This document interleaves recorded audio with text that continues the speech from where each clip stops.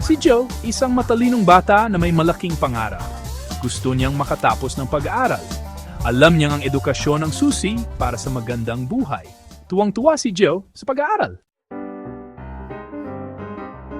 Hindi laging madali ang pag-aaral para kay Gio. May mga estudyanteng malulupit sa kanya. Pinagtatawanan at nilalait nila siya. Minsan, pinagtitripan pa nila siya sa hallway. Natatakot at nalulungkot si Gio.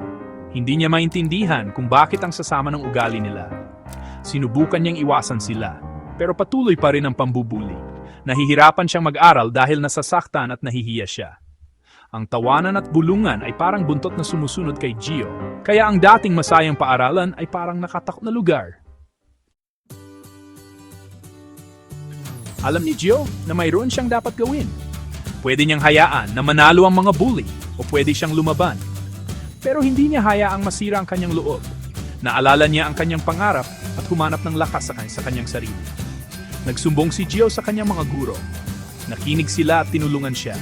Naging libangan din niya ang pag-aaral at pagbabasa. Unti-unti, gumaling ang loob ni Gio. Napagtanto niya na mali ang mga bully.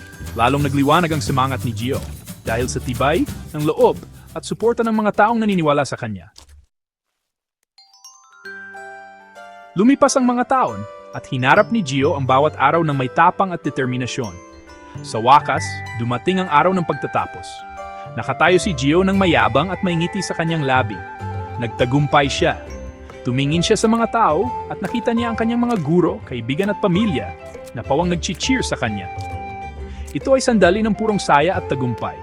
Napagtagumpayan ni Gio ang lahat ng pagsubok. Siya ay nakapagtapos na.